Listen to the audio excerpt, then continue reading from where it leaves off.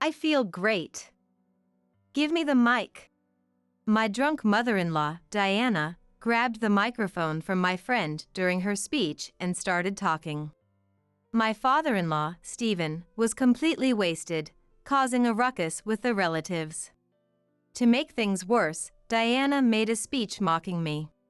What did I ever do to her? Why do I deserve this? Just when I was about to burst into tears, my niece Elizabeth said something that completely changed the atmosphere of the room. My name is Mary. I'm 48 years old and have gained quite a bit of weight from indulging in buffet meals with my husband, Kevin.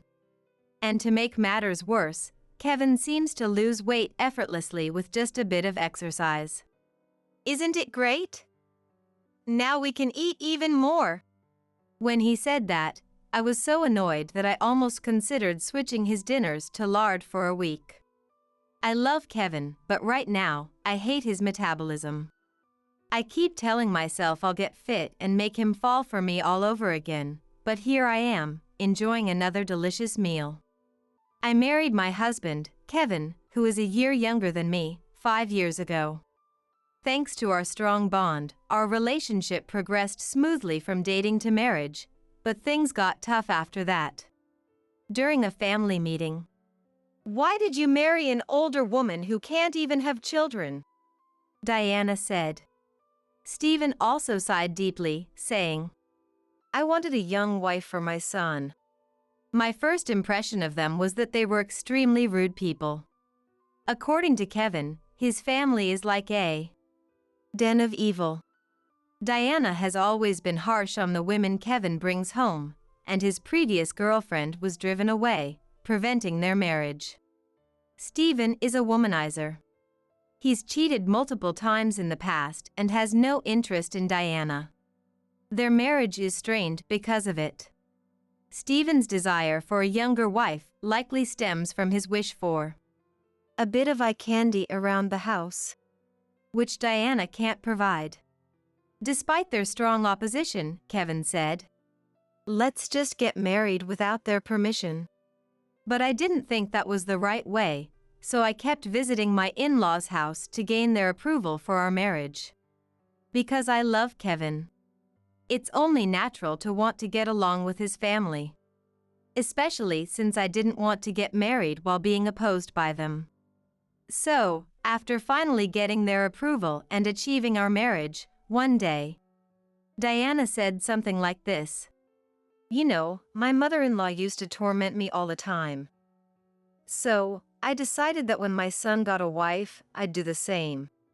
Seeing Diana speak with an untroubled smile sent chills down my spine. In short, our age difference didn't matter at all. She just wanted to harass someone, no matter what.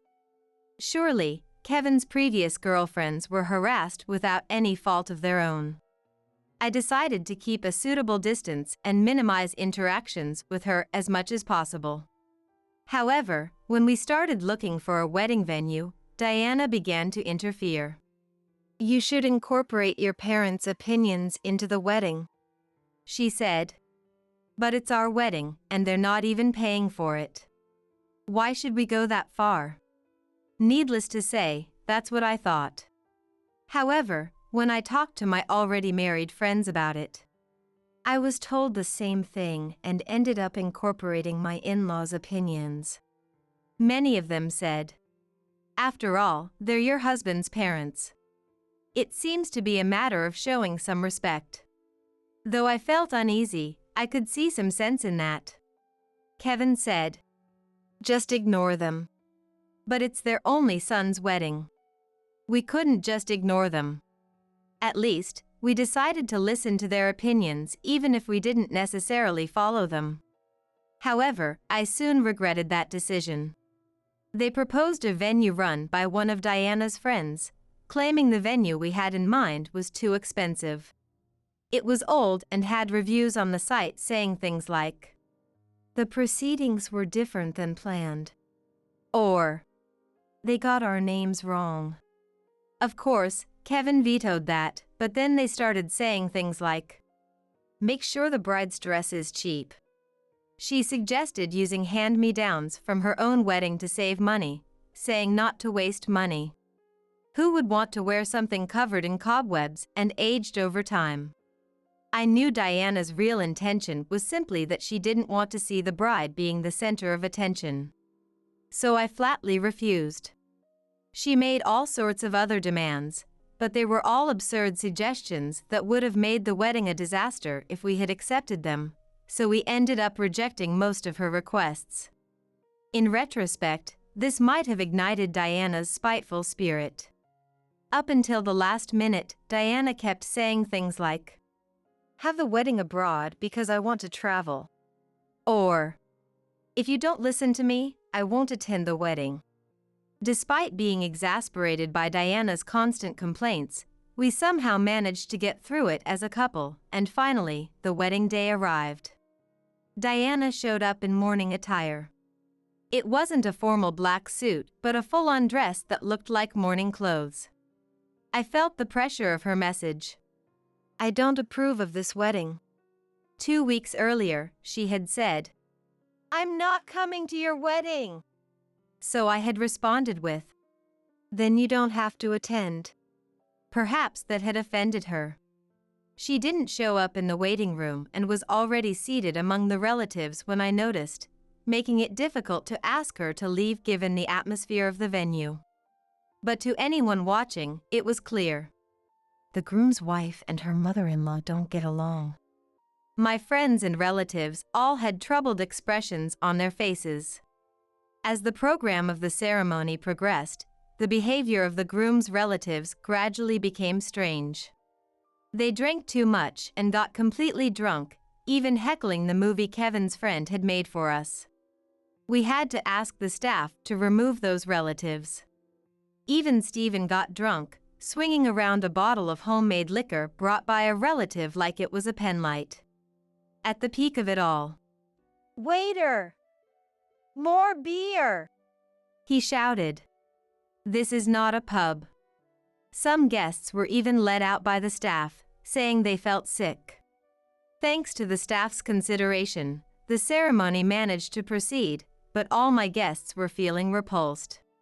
It's no wonder, given this nightmare scenario. Kevin and I spent most of the ceremony looking down in shame. It was the worst. And then, during the speech by my friend representing my side, the incident happened.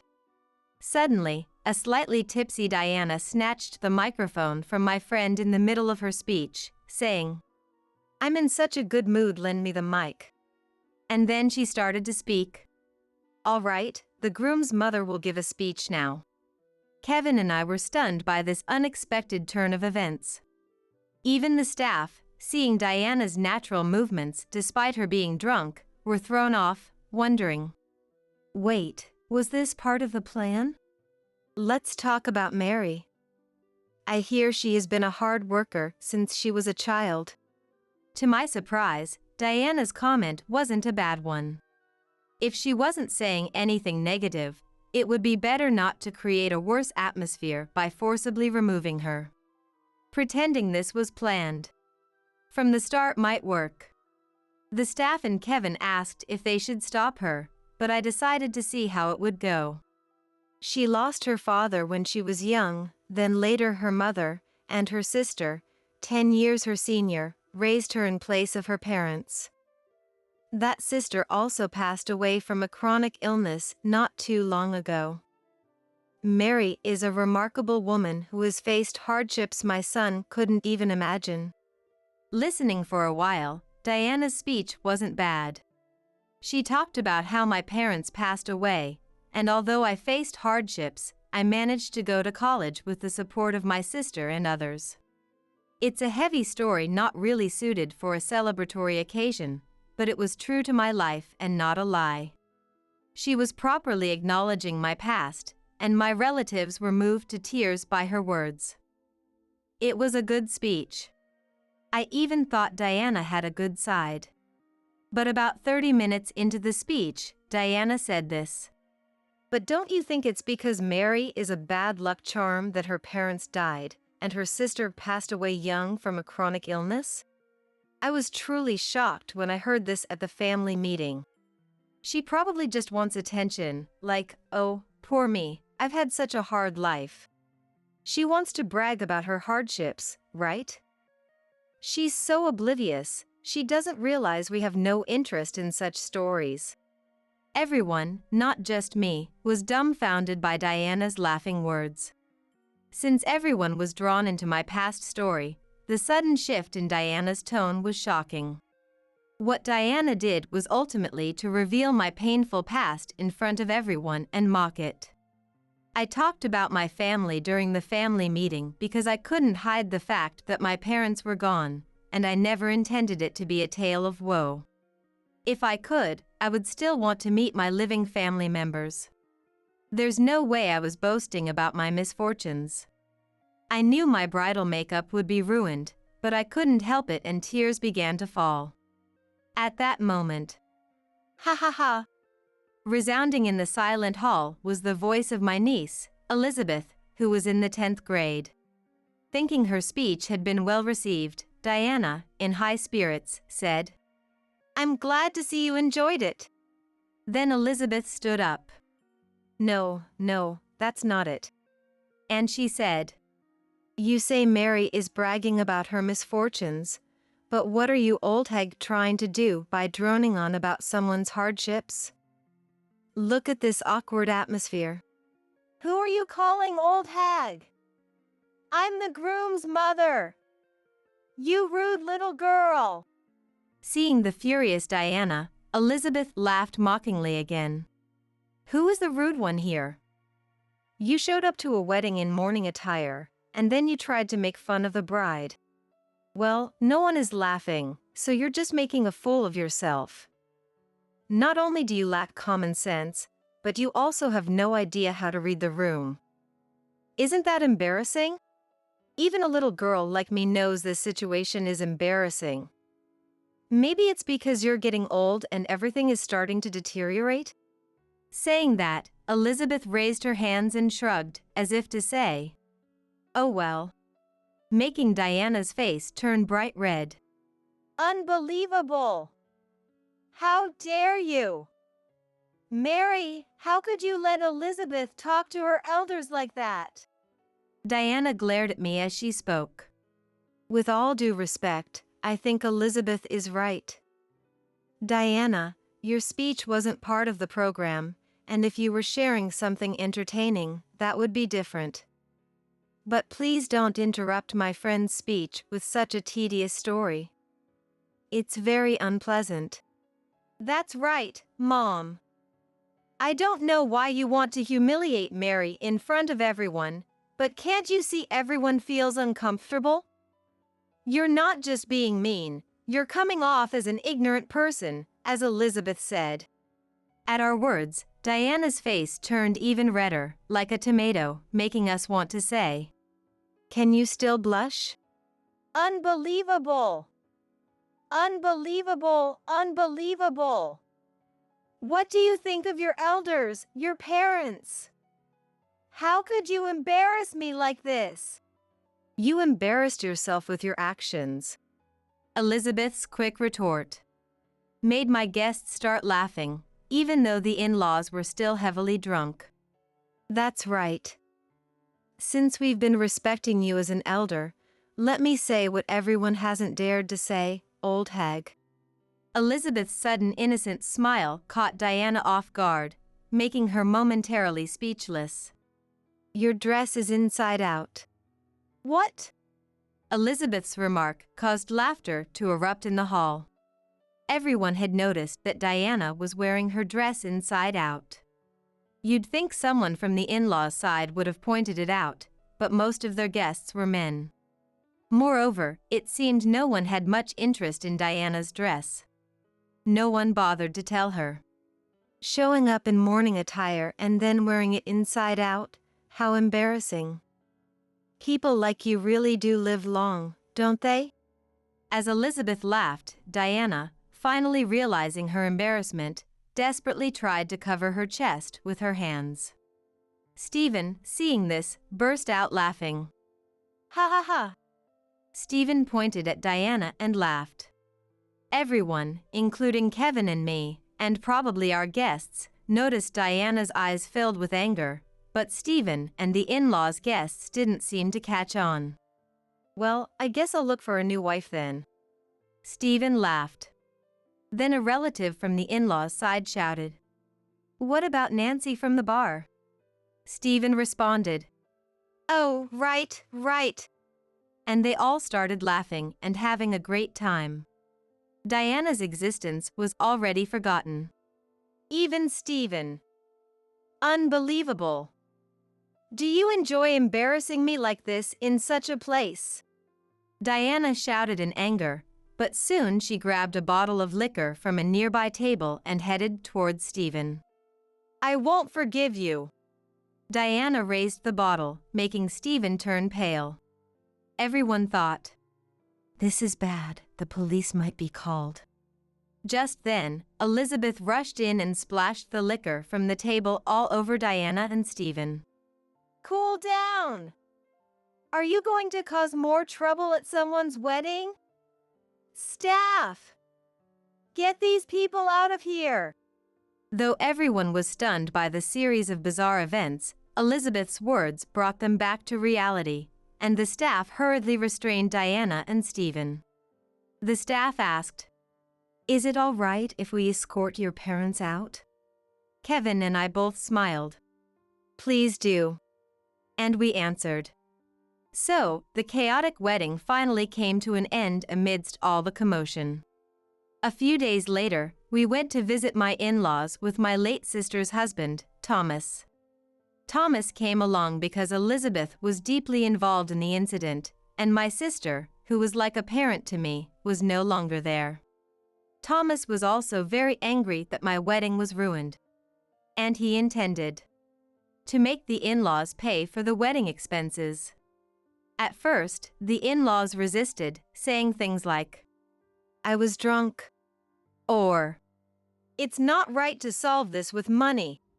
However, when Thomas, a former boxer still muscular, lightly grabbed Stephen by the collar, "Yes, we will pay," Stephen quickly said. He must have been really scared. They paid the entire wedding cost in cash that day, and at the same time, Kevin declared he was cutting ties with them.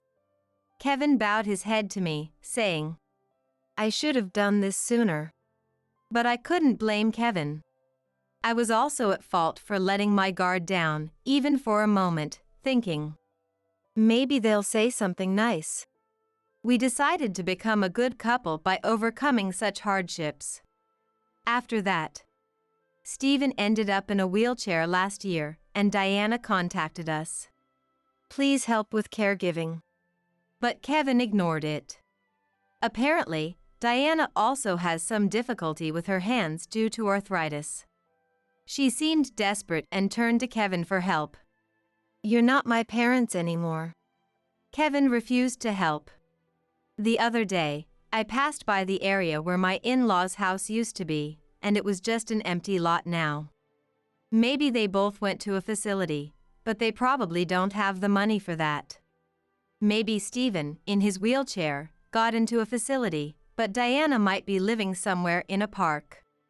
Come to think of it, I think I saw someone who looked like her in the park recently. Well, they're strangers now, so it's none of my business. I probably won't ever see them again. Meanwhile, we're still living our lives quietly. 2 years later, we added some of our own money to the wedding costs we got back and had a ceremony at a chapel abroad, and finally went on a delayed honeymoon. It was a redo of the wedding. No one from the in-laws' side was invited, but everyone I asked from my side came, and it turned out to be a great ceremony. Elizabeth even said, "I was sad thinking that terrible wedding would be the end, so I'm glad." She gave us a generous wedding gift from the part-time job she worked hard at and a portrait of us that she drew of us couple. She's attending art school, and as expected, she's really good. I felt a bit guilty receiving such a generous gift, but she said, "I think of you more as my real sister than an aunt, so accept it." What a sweet thing to say. When Elizabeth gets married someday, I'll repay her double, no, triple or quadruple with some furniture or something. It was pretty embarrassing to wear a dress 2 years after the wedding, but Kevin said, "You look even more beautiful than the last time you wore it." I was happy to hear that. I did have bridal beauty treatments, but I've got more wrinkles now, so it's not exactly the same. Kevin is so kind. But right after the ceremony, we let our guard down and started enjoying all-you-can-eat buffets, which is Kevin's hobby. This year, at 48, I've suddenly gained quite a bit of weight. Even Kevin teased me, saying, "You've changed, how about going back to the old Mary?" "Shut up! Kevin, your hair is thinning at the back too." That's our way of joking around. I want us to always be a couple who can tease each other and have a friendship-like relationship. We married late, and to live a long life with Kevin, yeah, I need to lose weight. Health is important. All right then, I'm off to go walking with Kevin today. Such a cramped house will probably be destroyed by these twins soon. Yeah, with such an old apartment, it won't last a day with twins who have developmental issues. My brother John's in-laws, laughing uproariously as they roughly closed the door of the apartment room and leave. But I was certain they would regret what they did today. Besides, the three of us will definitely find happiness. I'm Madison. Living for work, and I'm currently 30 years old. Just before graduating middle school, my parents died in an accident, and I chose to work instead of continuing my studies. That's because I have a younger brother, John, and I wanted to use all the money our parents left for John's education costs. John is still thankful for that. I don't mind because I'm blessed with good colleagues and enjoy my work life. John was always good at studying, went on to further education, and got a job at a top trading company. He met a wonderful woman there and got married. They were blessed with twin girls and lived happily. Though within the country, since they live a plane ride away, we can't meet often. But John and his wife, Sophia, frequently contact me by phone or message, making their family's happiness my happiness too. Yet. What? John and his? As usual, after finishing work, I looked at my personal cell phone to find a ton of missed calls. Calling back that number, I was told of the death of John and his wife. John and his wife were said to have left this world in an accident, just like my parents, but it was hard to believe. No way! My world went dark, and with help from my colleagues, I somehow managed to book a flight to John's town. Arriving, I finished the funeral without being able to believe the reality before me. Sophia's parents, that is, John's in-laws, live a 30-minute drive from where John and his wife lived. Thus, the in-laws actively offered to take care of the young nieces. They want to continue looking after the two. While I felt a bit disappointed, thinking of the young nieces made me accept that it might be for the best. Well, since I have work, I'll be off. Please contact me if you'd be willing to let me look after the nieces. Here's my address and phone number. It's okay. There are cute grandchildren. No need for contact. John's in-laws finished all the procedures and, wanting to see the twin nieces one last time, closed the door in front of me. The nieces must be unstable having lost their parents. Meeting someone and talking might be a burden for them. I tried to forget the cold attitude of the in-laws with those thoughts. However, a month later. Excuse me, Madison, are you there? On my day off, the apartment doorbell suddenly rang fiercely, and upon answering, I found the in-laws furious, each holding a niece's hand. What brings you here all of a sudden? You flew here today? Pushing past me as I asked in surprise, the in-laws with the nieces entered my room. Flew here, yes. Went through a lot of trouble. Father-in-law Thomas seemed quite angry. All that trouble just for what? To hand these two over to you. Mother-in-law Abigail glared at the twins with a stern face. Ignoring my surprise, the in-laws started to surround my room's table. After drinking the coffee I served, they began to speak. We took them in believing they were polite and academically advanced for 5-year-olds, but it was entirely different. They break things, throw tantrums quickly. They fight fiercely and don't sleep early. They also don't want to go to preschool. It was so strange we showed them to a doctor friend. Thomas's words surprised me. Although we hadn't met often, the two I knew were well-behaved children. So, what did the doctor say? When I asked, Thomas continued gravely. Both have significant developmental issues. Truly, we were deceived. I was more shocked by Thomas's words of being deceived than the fact that the twin nieces had developmental issues. What do you mean, deceived? We took them in thinking they'd be grandchildren we could be proud of in society. Our daughter hardly let us meet them while she was alive. That's right. Because we couldn't meet them, we believed the stories from our daughter about how smart and mature the twins were. The in-laws continued to claim they were victims deceived into taking care of the children. I couldn't believe their words and couldn't help myself but to talk back. Doesn't every child hold an irreplaceable place as your precious daughter? To say such things in front of them. Abigail scoffed at me, trembling with anger. Well, you Madison, who hasn't graduated high school and works in a factory, probably doesn't mind having problematic children, right? That's right. John was excellent, but you're terrible. We thought you would get along with these twins, so we came to hand them over. I remembered John hinting that Sophia wanted to keep her distance from her real parents. And I understood. I, too, wanted to keep my distance from these two, smirking meaninglessly before me. Taking them in would be my wish. I wanted to stay calm for the sake of the twins, who looked anxious. When I told them so with a composed voice, the in-laws burst into loud laughter, perhaps relieved. Ah, good, good. It's best for those who are not excellent to stick together and live together. That's right. I thought it would be hard to live with children in such an old-fashioned apartment, but you seem like the type who wouldn't mind that at all. Good for you. Then they started to boast about how excellent they were. I, too, once aspired to be a doctor and devoted myself to my studies. The bitter memory of not being able to afford medical school and having to become a full-time employee instead. I was so beautiful that I once won a beauty contest. Maybe I could have been the beautiful wife of a doctor. The friend who is a doctor we mentioned earlier was a classmate from when I was aiming to be a doctor. Despite me being better, his family had money. If only your family had money, you could have been a doctor and owned your own hospital, and I could have been the beautiful lady of the house. Their nostalgic remarks with no bragging rights seemed endless.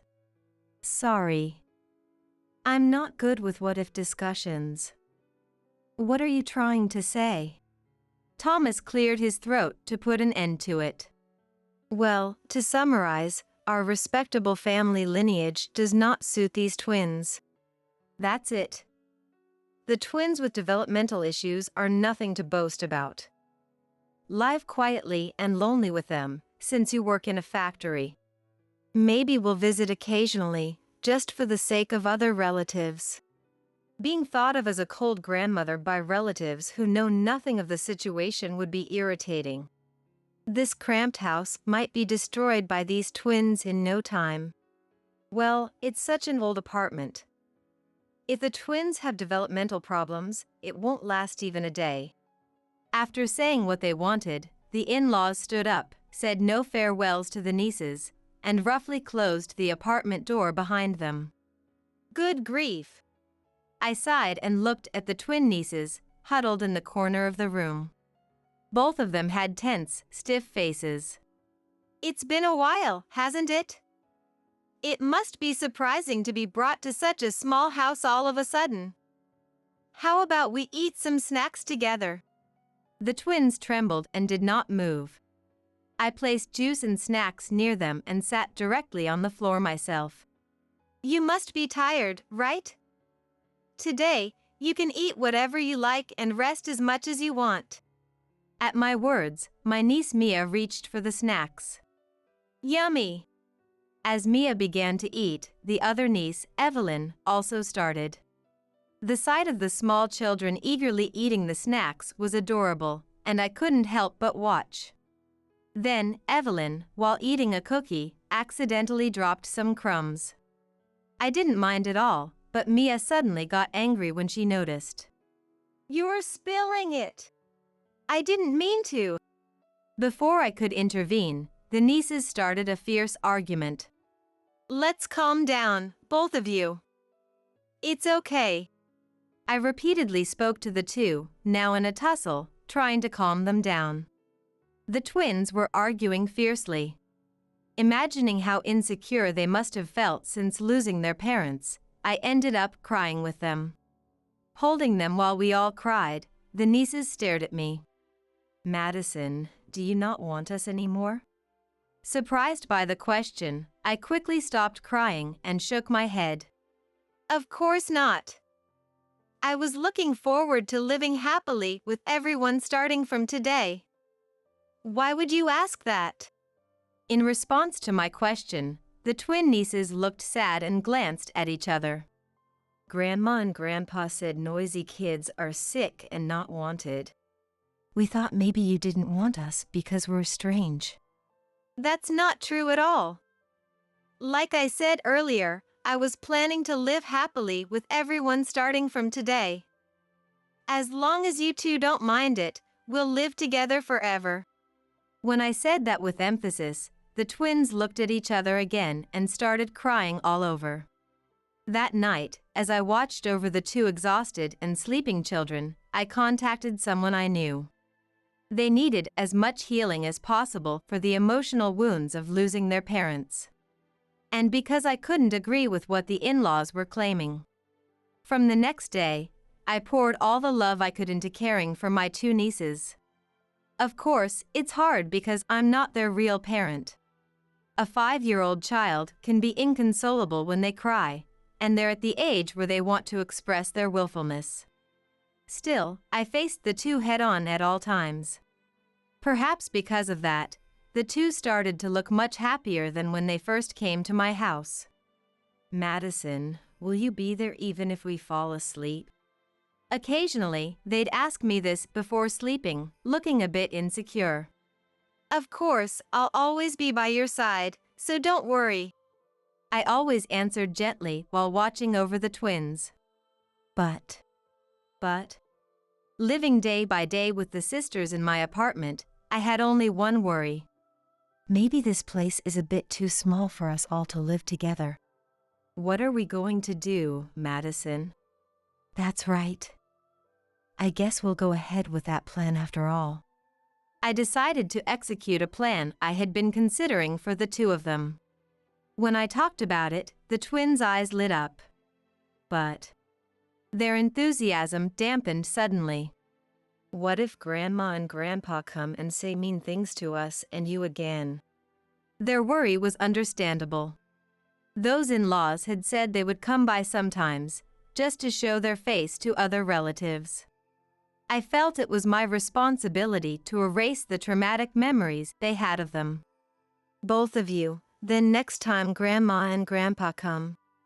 Though there was no need, I whispered to the twins a special plan to repel the in-laws' attack. The chance came during the next long holiday. While Mia, Evelyn, and I were enjoying a leisurely day off, the in-laws suddenly visited. Madison, what are you thinking? Abigail was in lecture mode. What do you mean, what am I thinking? Not what do you mean? Moving into such a fancy high-rise condo. Why would you do something so reckless with 2 kids? The in-laws were greeted by the beautiful living room of the new high-rise apartment I had moved into. Looking around the spacious and comfortable space, Thomas was also frustrated. "How much of a loan did you take out for this, not having gone to high school and working in a factory? I was surprised when I got the notice that you moved. You're not planning to push those uncontrollable grandchildren back onto us, are you? It's impossible.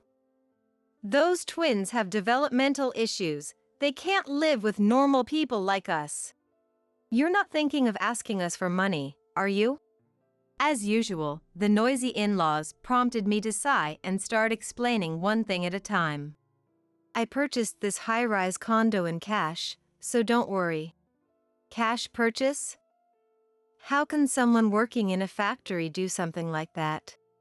It's true I work in a factory, but actually. In the middle of my explanation, I heard the sound of small footsteps from the hallway. "Grandma, Grandpa, welcome to our house." "Hello, please make yourself comfortable." Entering the living room were Mia and Evelyn, dressed in elegant matching dresses prepared for this day. "Oh, you look quite cute and intelligent. You wouldn't be embarrassed to show them off anywhere." When the in-laws had them, the two were made to wear the same few clothes over and over, rather than getting any new ones. Knowing this fact, I glared at the in-laws sharply. "They've always been very cute and intelligent. Whether they have developmental issues or not, that doesn't change." "Why are you making such a scary face all of a sudden?" It was the first time the in-laws who had been bad-mouthing me flinched. I was determined to say what I wanted to say on this occasion. "I've always wondered, did you really take these two to a doctor and get a diagnosis?" "Of course. You're saying we're lying?" As the in-laws started to panic, I nodded vigorously. "Yes. Right after they came here, I had them seen by a specialist I know. And then?" "And then?" "They're just unstable because they lost their parents, but there's no problem with their development." "You work in a factory and have connections with experts? Is that doctor even reliable?" Thomas asked, clearly uneasy, and I responded with anger still in my voice. "He's an expert actively researching mental care. I met him through my factory job and have been receiving his kindness." "Such a prestigious person through factory work?" "That's a lie. Even we don't have such distinguished acquaintances." As the in-laws continued with their disrespectful remarks, I pressed on. "First of all, the friend Thomas claims to have shown the twins to, isn't he misdiagnosing? Is he even a specialist? What field does he practice in?" After shifting his gaze for a while, Thomas answered in a low voice. "Orthopedics." "That's out of his field." Shocked, I raised my voice, and Abigail raised hers in defiance. "A doctor is a doctor, right? He's a renowned doctor who diagnosed this person's slipped disc at a glance." "Slipped disc?" I was surprised. Abigail's attempt to defend, which didn't really serve as a defense, slightly rejuvenated Thomas, who continued with a smug look. "He's out of his field, but there's no mistake he's a renowned doctor. After all, he was a friend from when I aspired to be a doctor. A man as educated and solid as myself." "And when exactly did Thomas aspire to be a doctor?" "What?" It must have been an inconvenient question. Thomas, who didn't try to answer with a laugh, received my smirk in return. Huh?" After an odd exchange of smiles, Thomas looked away and answered again in a low voice. "When I was in the first grade of elementary school." All I could do was give a wry smile, but Abigail couldn't let it go. "Wait, so all that talk about being praised as a genius when you were younger was actually about when you were in elementary school?" It seems Thomas had been boasting quite a bit at home, as Abigail's momentum was fierce. "Being called a genius is still amazing, right?" And what subject were you called a genius in? Digging further seemed pointless. But I asked anyway. Thomas, attempting to feign ignorance again, met my silent gaze. Well, I was good at skipping rope. They would say genius, genius every time I jumped. Thomas confessed in a murmur, sounding utterly pathetic. So, you've been bragging about skipping rope this whole time? What kind of genius is that? And you, boasting non-stop about being first in a beauty contest. Where was that contest held? At a local festival, but first place in a beauty contest is still first place. Better than skipping rope. A local festival. That's a scam, a scam. Which is better, though? The most trivial marital spat in the world. As the two seemed about to start yelling at each other, I cleared my throat, and the in-laws snapped back to reality. What were we talking about? Oh yes, our grandchildren having absolutely no developmental issues. That's right, that's right. If they're behaving so quietly and cutely, it does make them seem like our grandchildren, doesn't it? The two then united in their approach towards me. Madison, we'll forgive you for recklessly buying a high-rise condo. But living with these children from now on is indeed impossible for you. That's right. What if they say they want to go to medical school? Can you afford their tuition with a factory job? Impossible, right? It's not impossible. The factory I currently manage, all 4 of them, are running smoothly. I stated the facts calmly, and the in-laws were astonished beyond belief. Factory management? Yes. I started working in a factory after graduating middle school, climbed up the ranks, and took over 5 years ago. Since then, I've been successfully managing for factories. That would make us not embarrassed to be associated with you in our family. I only knew you worked at a factory. I do work at a factory, that's true. And the connection with the mental care expert was? Yes, since I employ many workers, I wanted to focus on mental care, so I asked him to conduct a seminar, which led to our acquaintance. Buying a high-rise condo in cash too. If you're managing factories, you must have saved a lot, right? So, affording their living expenses and tuition. Well, I lived in an old apartment until now. I can cover my niece's living expenses and tuition with my savings and future income. The in-laws, their eyes shining as they asked about my financial situation, made me sigh, although it was something I had anticipated. Such savings? Give me some. I mean, hey, Madison. Suddenly, Abigail's tone softened as she changed her attitude towards me. It's really too much to leave the grandchildren with you alone. Right, dear? Well, if it's all right with you, we can take the grandchildren off your hands, and Madison, you could support financially. Surrounded by the two inching closer, I could only sigh. I winked at my nieces, sending them a signal. Talking is so boring. We want to play in the park. Let's go to the park. It's okay, right? The twins began begging innocently, as if signaling the start of our plan. Eager to win the twins' favor, the in-laws readily agreed to their proposal. Let's go to the park and play with Grandma and Grandpa. Yes, we need to start getting along better. Even on the way to the park in front of the high-rise condo, the in-laws tried desperately to hold the twins' hands and overacted to get their attention.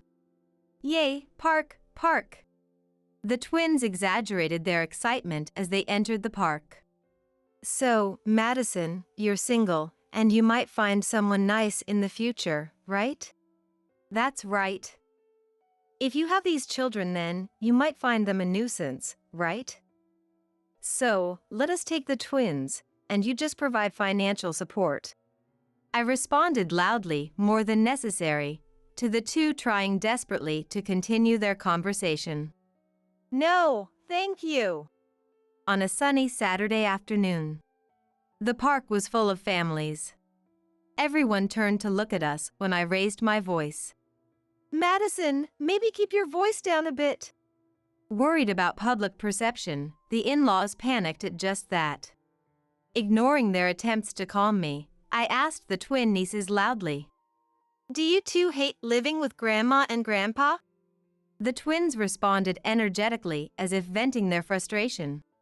We absolutely hate living with Grandma and Grandpa. They're mean. Grandma and Grandpa always say horrible things to us. Go away, both of you. Hey, we're offering to take in you orphans, and this is how you repay us? Abigail momentarily showed a demonic expression. But the twins weren't the type to be intimidated. Go away! Go away! The young nieces began loudly chanting for them to leave, and the in-laws were confused. By then, the gathered crowd at the park was looking at the in-laws with cold eyes and murmuring among themselves. I seized the perfect moment to raise my voice further. Anyway, you two. Calling them no good, nothing to be proud of.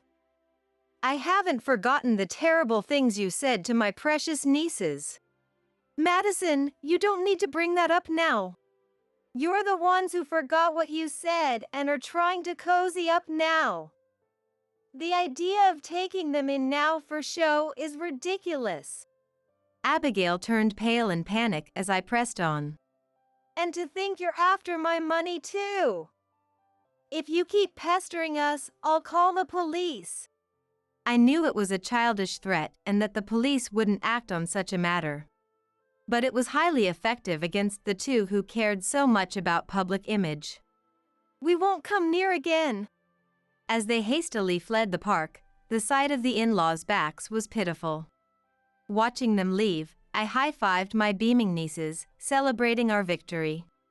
As for the in-laws, their actions regarding the twins eventually became known to other relatives, leading to their social exclusion. Well, I was the one who spread the rumor. This caused their relationship to deteriorate, and they were on the brink of divorce. They were responsible for their own fate. The twin nieces are living happily, receiving proper counseling from my expert acquaintance. We want to live with you forever. They say such moving things. But I aim for them to find their own paths in work and family life, leaving this home healthy and strong. I plan to continue showering them with love, helping them walk their own lives confidently.